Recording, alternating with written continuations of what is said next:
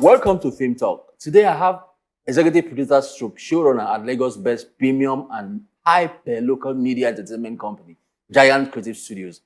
This movie producer and Filmtalk guest followed previous Omoge Suzzy and So in Love. I think she said she has something about, what do you call it? Fairy Tale Wedding. A fairy tale wedding. Yes, that's our newest production. Okay, but the one we want to talk about today, which is Shanty Town, has been very controversial. Before, before and after this, the debate, firing movie, raised various comments on social media. She explained, I'm quoting her, Shanty Town is at once different as it is familiar. It's a tale of redemption which will resonate with audiences familiar with the grit and hustle, the elbowing and struggling mentality of Lagos and other cities like maybe Port Harcourt, and other fast-paced and vibrant cities around the world. Spotlighting the underbelly of the city, bringing to life various character dynamics beneath the cover of everyday normal life, telling a truly fresh and compelling story. She said, I cannot wait for the entire world to see Shanty Town. I saw it, I bet you.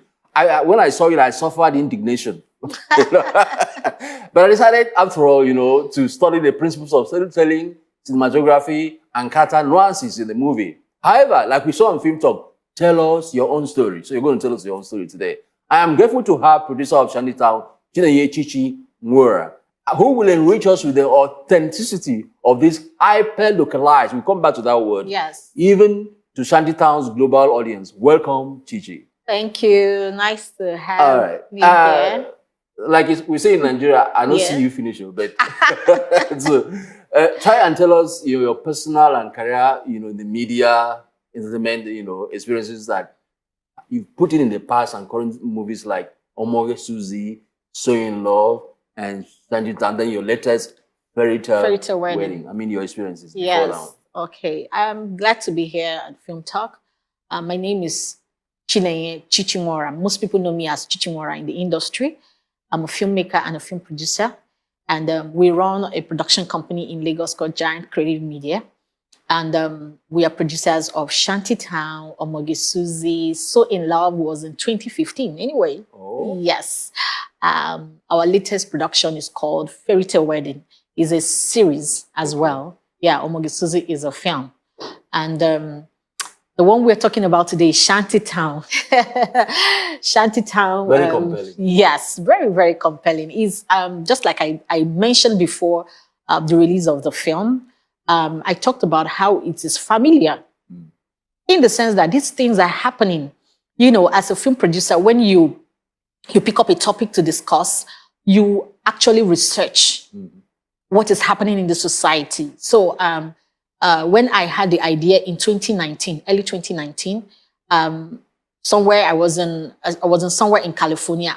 One night I had this idea coming to me. I ran to a friend's room because we went for a film festival. I said, Shelley, this is my idea. I have this idea and I think I need to go and look into it on how we can tell the story. And she was really excited. And we came down to Nigeria and I began to research on it. So Shanty Town is about what is happening in the society. We see where women are being enslaved. It's not their desire, but they are enslaved. They had to, do prostitution to be able to take care of their daily needs. Some of them, like Shalewa, the father used her to pay a debt. Yeah. So, so these are really, the things that are happening in society because we had a research. We went to these places like Ajegule and several places that we went and interviewed and spoke with these young ladies before we did. And the opening shots, opening shots were about Shangisha. Can you tell us a bit about that? Okay, Shangisha is opening where we had to tell a little of the backstory of the imam, that's the Inedo's character. We had to tell because they are twins. You can see there was a problem in the society that led to the crisis and them trying to run away. One was shot, one went with the mom. Is that a true story? It is fiction. Oh, beautiful one. I could believe it, anywhere I saw it. It's fiction but we needed to tell a backstory of how the two, the twins, that one was alive, one went with the mom. Yes, so we needed people to understand where we're coming from. And that was why we had that backstory in Shangisha. I like that in the sense that you actually originated your story from an incident that happened. Yes. You know, and anybody could believe that it happened. I thought it was real.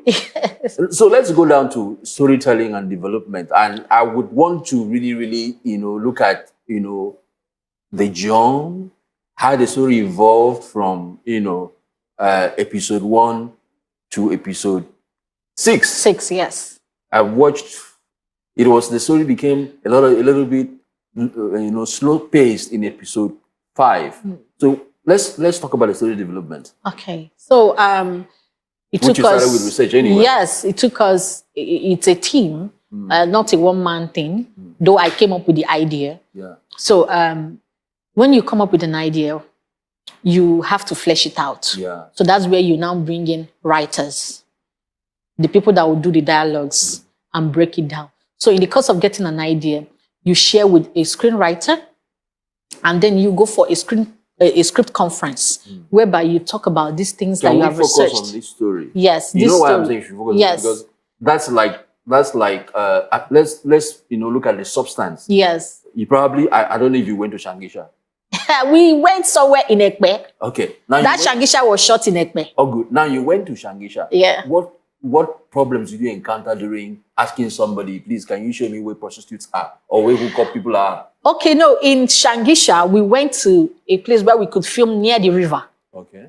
Because we told the story of a place where it's in a rural area. They are not well developed. So what that RMD's character does is he goes to such a place, he bombs those places, goes back to the government, take it as a contract and build it. So in the eyes of the people, he's a philanthropist. He's a good Meanwhile, man. He is not a good man. So we had to go to a local place where we could find that kind of environment. Then concerning the prostitutes, we went to places and we are like, can I talk to you? Do you mind? And they're like, why do you want to talk to me? Why do you want to talk to me? Do you mind, do you mind if we could hear the reason why you're here? We found out that a lot of them were there not because they want to be. One, financial challenges, the growing up, and then some are indebted. So those stories were basically what we've put together to tell our story. So you now harvest and give to the scriptwriter. Yes. And the scriptwriter now, dialogues, to put in the dialogues. Okay. Yes. Further so, I want to take a look at the opening of the movie. Yeah. I mean, if you go Shangisha, you saw crime. Somebody is heading a crime syndicate and pretends to be a good man. Yeah. Now, the moment where you have 3 stories, going side by side. It's interesting to me. You have Iniedo's story. Yeah. You have Shalewa's story. You have what other person? You have Jackie that later died. Yeah. You have 3 stories. Yes. And how did you? You said you did the research, but the way you weave them, became so interesting to me. Yeah. And so I see them. Sometimes one story will push the other, another story will push. So that can you tell me a little bit about that kind of helping? So like you have an A story, you have a B story, you have a C story. Exactly. So how do you manage to interweave those stories like that? Basically, that's the rules of script writing. You have story acts. So story act 1, A, B, and C. So and being a series, it has to be interactive. If it's a film, you can do it through an eye of one person. Okay. But if it's a story that needs to be told, episode 1, 2, 3, 4, you have to get stories that connect each other. And all of them are in Shanty Town. They are all based in Shanty Town. We told their story through the eyes of Scar, the leader. His activities around these young ladies, So he was the leader. We told the story through his eyes before the police officer came in. So we got to know how they are operating, how he is treating the girls in his camp and all that. So for you to make it interesting, for people to get to know more, you needed to have story arcs which brought in those characters that you're talking about. You've more or less explained the feel of the story in terms of gender subjugation, exploitation, abuse, and fatalism. Yes. And it feels like Lagos. Imagine that you located the movie to say Port Harcourt. How would it feel like? In Port Harcourt, we would tell more of organ harvesting. Would have told more about kidnapping. Okay. That's what is happening there more. A lot of organ harvesting, a lot of kidnapping from the news that we read. As a storyteller, you must be versatile with news. And you must adapt to your environment. Exactly. You must know what is happening. So if we told it in Port Harcourt, we would have told about organ harvesting and kidnapping. More of it than prostitution. In those words? I don't know. That's what we see there. Well, that's what we read in the newspapers. In the newspaper, yes. You know, and so it's good you say that, because a lot of people take stories from their grandmothers in the village and forget the stories that are there before them in newspapers, in TV, even in songs that we hear on radio. Yeah. I'm still talking to brilliant Chchi, Nworah. So let's go on. How do you connect RMD and Mokeme, Scar, and Chief Fernandez? He's high up there. He's low down here. I begin to see maybe this philanthropist was like Scar before it became what it was. How do you explain the relationship? Okay, actually, the RMD cannot go and be a gang leader. He needs somebody in that low esteem place to tread for him. And you can hear, if you remember, he said, I killed a comrade here. Yes. And took you as a son. So they groom people. Yeah, that's right. So these syndicates, they are groomed. They are groomed from the onset. They are programmed how the man wants him to be. And you grow to become a leader. Yes. They are groomed into who they are. Scar was groomed. If you heard the dialogue of RMD, yes. I killed comrade here and took you in as a son. That's right. So that means he was groomed to carry out. It wasn't like RMD was here and he was here.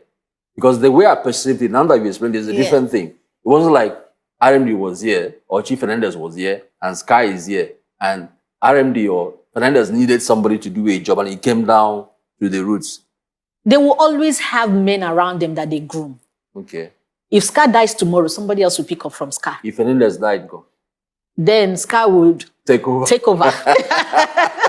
Serious political leadership. So that is it. Okay. It's a food chain for them. Well, you just sort of hinted on Inedo's backstory. Can you summarize? Because I didn't quite see it happening. I saw her coming out of the prison and I was wondering, did she immediately belong in the force or the CID or whatever, system? She came out of prison and now decided to become an investigative person. Wait for season 2. Oh. I will give that. Okay. I will give that to you. Well, let me explain how I felt. Because even though we've had people writing to me, telling me what they want to see in season 2, as in, I'm like, hey, this is a serious issue.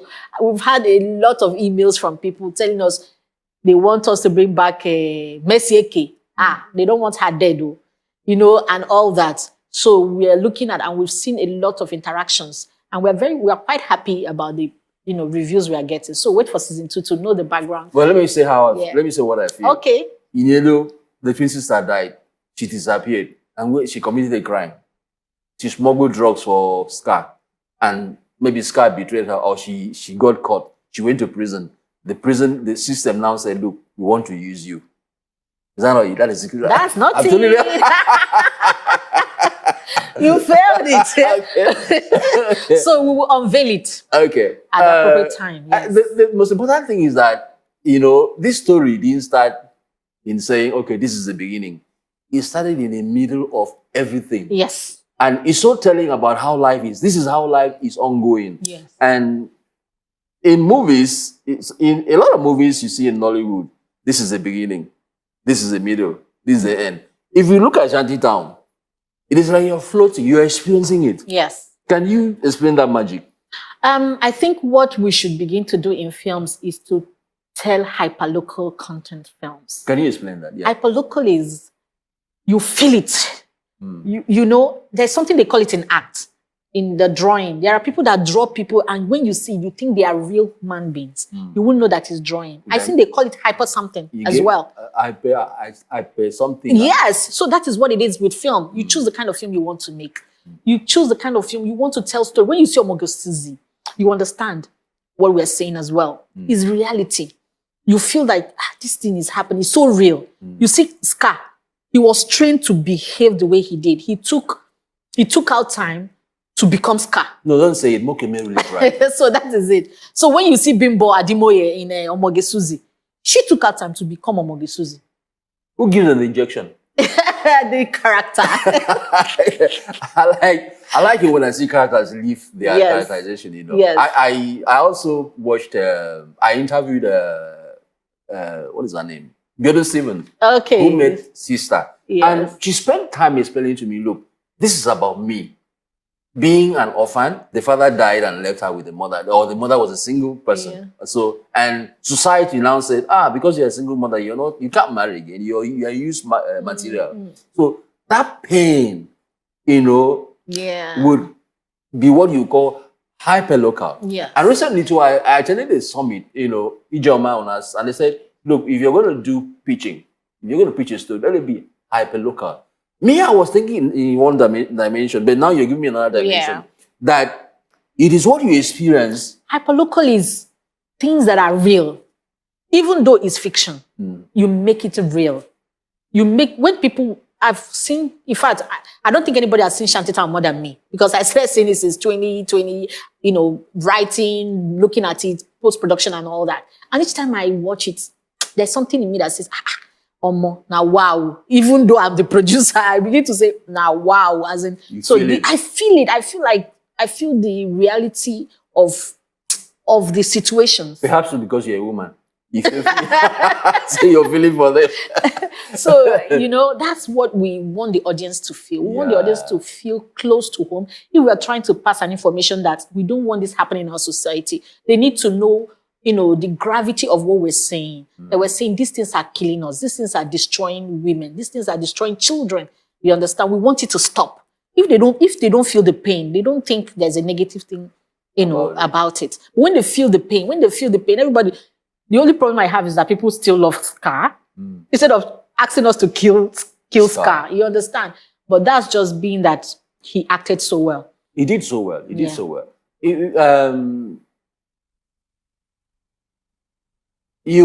Shanty Town, it talks about social changes in our society, and recently Netflix has been coming into Nigeria to make movies. And of course, Netflix made your movie, helped your movie.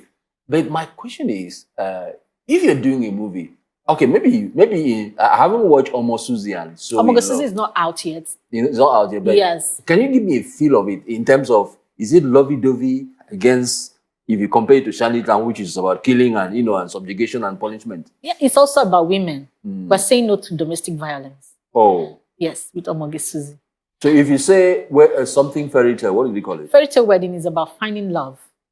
It's a love. Is it? But in a weird situations. How weird? We're talking about Kayamata. We want people to understand these things. Yes. Yeah. Wow. Yeah. These are the things happening in the society. Yeah, I'm feeling you now. I mean, I choose people I talk to on Filmtalk. Okay. Because when I hear news about your movie, and I hear people talk about your movie, a lot of people I've interviewed or talked to on Filmtalk, I've come up with, this is what I feel, this is what I want to tell the society. And it's so good that, you're actually telling. So I'm still talking to brilliant researcher, filmmaker, Chchi Nworah, who is also the showrunner and executive producer at, a giant creative studio. So a lot of people, some Nigerians might hear the word showrunner. What does it mean? Showrunner is the overall head creative person in a program. So Shanty Town, the idea started from me. I produced it. I brought the crew. I worked with the team. I hired the writers. I worked with a team of people to, do the casting. I didn't do the casting alone. So the showrunner is like let's say, the president of activities. Of the Yes. process of Yes. So what's the job of the producer then? The job of the producer is different from. I can hire a producer if I want, and I'll be a showrunner. Who calculates the money? The showrunner is in charge, but there's an accountant in every project. But the showrunner has an eye looking at everything. The showrunner sees overall feel. You hired your director. You know, you tell the director, this is what I want us to work on. You know, you are the overall head. You know, overseeing all the departments. So that is what a showrunner is. A showrunner can hire a producer, an associate producer, and a co-producer. Well, let's go to the politics of it. Not so deep. Don't be afraid. Not so deep. I'm going to ask it very clearly and clearly. How far and what other aspects would you confront and apply women as solutions to contemporary subjugation? Obviously, you know, impacted by men. I'm not saying you should talk about war of the sexes, but how far can you go in any situation to use women to do what you did in Shanty Town? When they said freedom, freedom, freedom. In fact, freedom was the theme from the beginning. The freedom, yeah, it's all about freedom, man. Freedom. And you're not given, you take it. You take it by force. You know, even in your business is not given. You must go out to market your project, your product. You must tell people about who you are. It's not given. Nothing comes given. Yes, you must take it. So Shanty Town, the freedom was not given to the young ladies. They had to take it. You can see the way they were stabbing Scar. And this is for Jackie. Boom. This is for this person. Boom. You understand? They had to take their freedom. Though we are not saying go and kill person, no. But in terms of what we're trying to pass across, women, what I advise is know what you're going into. Know what you're going into. You can't just somebody cannot promise you work in Italy. You just carry your bag and go. Ask questions. You know what you're going into, so that you don't end up asking for freedom when you would have, prevented such a situation. And also, parents, we should, do not push our children. Like Shalewa was paid. She was used to pay a debt. We see that in marriages. We see that in a lot of things. Parents trying to... Is that very new? It's an ancient thing. It's an ancient thing, and we're saying no to it because a lot of women have been abused. They have been abused. You can look at what Scar was doing to Shalewa. Shalewa has a future. She wanted to have her own bar. She wanted all those things. But Sky say, I own you.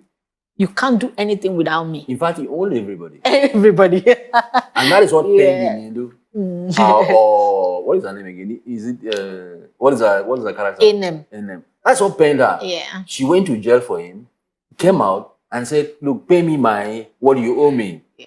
And at a point when she, went from one plot point, like when she entered Chief Silver's threshold, like when she pretended and stole his money. She pretended about everything. Can you... I need you to advise me in terms of how to actually do what she did. Okay, she had a mission, She had a mission, and her mission was she wanted to recover things. That was why she had to take the money. When she was taking the money, she said, I took the money. When she was talking to Nse's character, she said, I took the money for you, for Shalewa, for Jackie, because she wanted to establish them afterwards with the money. So that's why did she betray her? Everybody, life is what it is.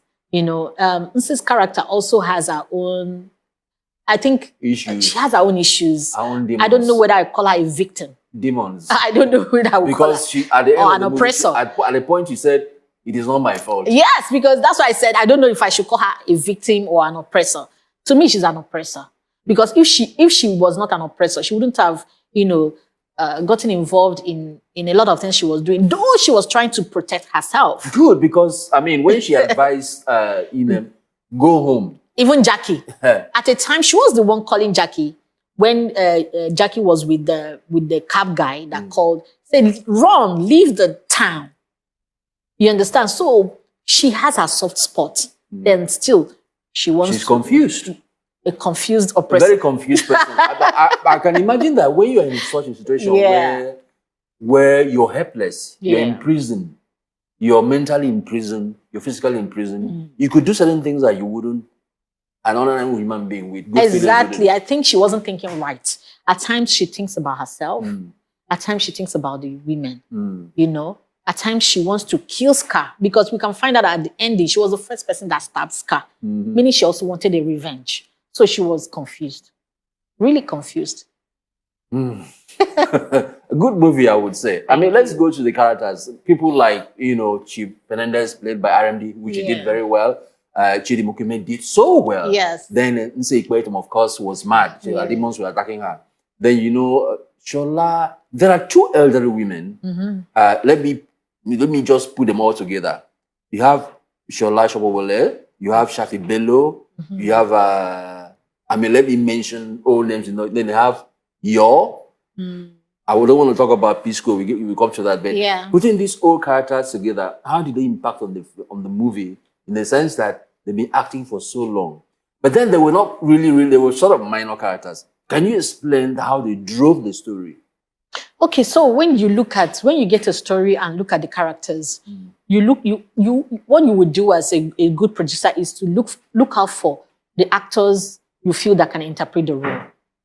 We have, and it's series. Series means that there's continuity, and you don't want to get people that can't carry that character well. If you look at Shafi Bello, she didn't come out much, but in other seasons, she has a lot to do. But for God's sake, she drove the story. Yes. So when you think about what she would do in the next season, you know that she's perfect for that role. Because people might say, just two scenes or something. Why didn't you bring somebody else? There's continuity of that character. And because of it, you should think of a character that can have a huge presence when that time comes. So Shafi, you know, the little she did there, she delivered excellently. So yes. So when you have characters, you look at your character Bible, you think of actors that can interpret each of that character well. And I think these OGs are okay. They are very good. I'm happy that you mentioned, you use the phrase character Bible. Yes. Sometimes, well, Nollywood is improving. Like when I did Filmtalk with somebody from London. Okay. Obio Emeloye, you know him? Yes, I do. He was telling me how Nollywood has gotten to South America, everywhere, which is the truth. Yeah. But then, in the days when people were not very serious, people, you know, neglected character Bible. And so they couldn't see the three dimensions in the character. They just wrote characters. Can you explain, give us some insight into actually discovering characters through character Bible? Especially when it comes to series. Yes, character Bible is very key. Because if you don't have character Bible, how do you describe the character you are trying to portray? Who do you say the person is? You understand? What kind of things would he do? And you say, this can be done by Scar alone. You know, when Chidi Mokeme speaks, even if you've seen Shanty Town and then you are not in the room and you hear the audio from somewhere, you say, this one is Scar. Because there's a particular way he talks. That is characterization. If you hear when even Shafi Bello's character, she's a governor, but there's something about her. She's talking about Talakuta, dancers. So her backstory. How I love that. For God's sake. So when the time comes, we need to know who she was. Did some good job. Because you know why? Yeah. I could have been like them. Yeah, exactly. I could have done this, but I couldn't. Exactly. It was so beautiful. She's coming from the streets. Do you understand? She's coming from the streets. To be a governor, she's coming from the streets. So we need to know who she was. Backstory. So that characterization, that character Bible gives you these things ahead. So that you don't just gamble into dresses, exactly. You know, social habits, then the backstory, exactly. Enemies and friends, Exactly. You're a brilliant filmmaker. Thank you. So let's talk about Nancy Sime, you know, became so, you know what? No, that's not me. No, that's me. No, that's not me. Okay. I'm not saying you should blow it open. No open person, but I mean, if you must do that in a movie, how do you convince an actor or an actress to do that? How do you even film it? How do you even deliver the goods? I would leave that for Nancy to say if she was the one or not. Because those things were real. Don't tell me they were not real. I saw that they were real. I'm not a child. I saw them. What do I say? Okay, if it's real to each, if it's real to you, it might be unreal to another person. So let's take it how it is to anybody. Okay, P Square came in and did a good job, so to say. And is that his first appearance in movies? I don't think so. I don't think so. But being a new character, so to say, in Nollywood, how would you rate his performance? Please don't be kind. He did well. He did well. He did well. What were his shortcomings? I didn't see any because while we were filming, that film is intense. You can see from he gave his all. It's an intense story. That part where he filmed, mostly we're in somewhere in a Papa or empty warehouse somewhere.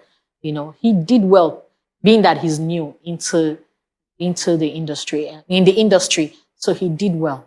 One thing I noticed in the movie is the calling up of our superstition in a very nice way.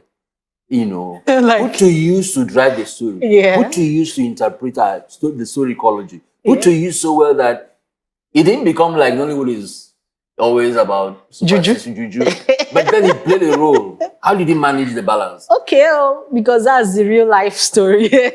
In reality, in real life, we Africans, most times, we have the juju kind of things. We can't take it away from the stories. Yeah, we have the Christianity, we have Muslim, we still have people who don't do either. And Fernandez is in that Jesus.